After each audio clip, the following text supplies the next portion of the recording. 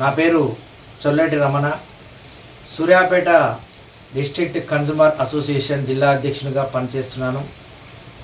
ప్రధానంగా సూర్యాపేట జిల్లాలో ఉన్నటువంటి 177 పెట్రోల్ బంకుల్లో వినియోగదారుల అంటే ప్రజల సౌకర్యార్థము గవర్నమెంట్ ఖచ్చితంగా కొన్ని సౌకర్యాలను అమలు చేయాలని చెప్పి ఆదేశాలు ఉన్నాయి.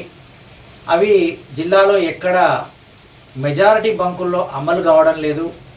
దాని మీద వినియోగదారుల సంఘంగా జిల్లా సివిల్ సప్లై ఆఫీసర్ డిఎస్ఓ గారికి దరఖాస్తు చేయడం జరిగింది. ఇలాంటి నిబంధనలు ఉన్నాయి ఏంటిది అని చెప్పి ఆయన సమాచార హక్కు చట్టం కింద అడిగిన దరఖాస్తుకు ఆయన ఇచ్చిన సమాధానంలో ఖచ్చితంగా పెట్రోల్ బంక్ ఉన్న ప్రతి చోట 6 వసతులు కల్పించాలి బంకు యాజమాన్యం అని తెలియజేయడం జరిగింది.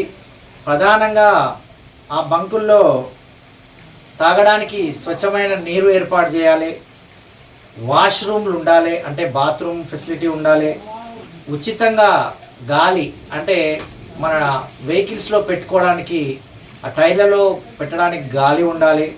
అదేవిధంగా అత్యవసర సమయాల్లో ఫోన్ కాల్ చేసుకోవడానికి మన ఫోన్ ఇట్లా డెడ్ అయి ఉండి ఛార్జింగ్ లేని సమయంలో ఫోన్ కాల్ చేసుకోవడానికి ఫోన్ కాల్ వసతి ఉండాలి, ప్రథమ చికిత్స పరికరాలు ఉండాలి.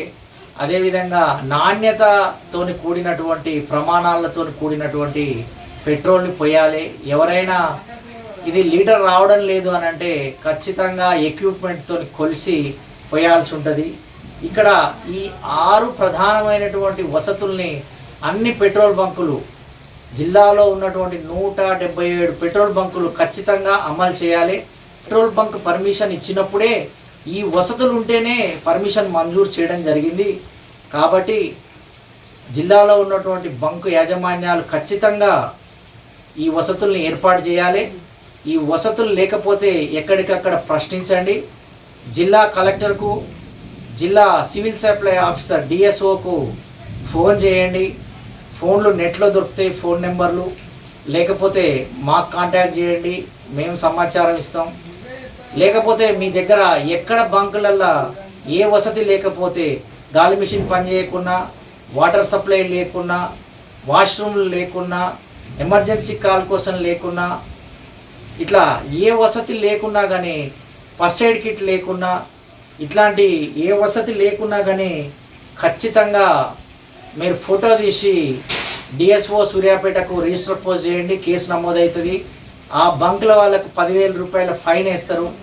ఫైన్ వేయించడం మా ఆర్గనైజేషన్ ఉద్దేశం కాదు, కానీ వాళ్ళు ఖచ్చితంగా వసతుల్ని ప్రజలకు కల్పిస్తే చాలా సంతోషపడతాం. ఆ ప్రజలకు కల్పించడానికి మా వంతు ప్రయత్నంగా మేము ప్రజల పక్షాన పోరాడదాం. ఖచ్చితంగా అందరూ ఈ విషయాల్ని పరిగణలోకి తీసుకొని మీ దగ్గర ఉన్నటువంటి బంకు యాజమాన్యాన్ని స్నేహపూర్వకంగా ప్రశ్నించండి, స్నేహపూర్వకంగా అడగండి. ఈ ఖచ్చితంగా ప్రభుత్వము మీకు అనుమతి ఇచ్చేటప్పుడే ఈ పెట్టమన్నది, ఇవి ఏర్పాటు చేయండి అని పెట్టించుకోండి. దీని మీద జిల్లా అధికారులకు కంప్లైంట్ చేయండి వసతులు లేని దగ్గర. నమస్తే.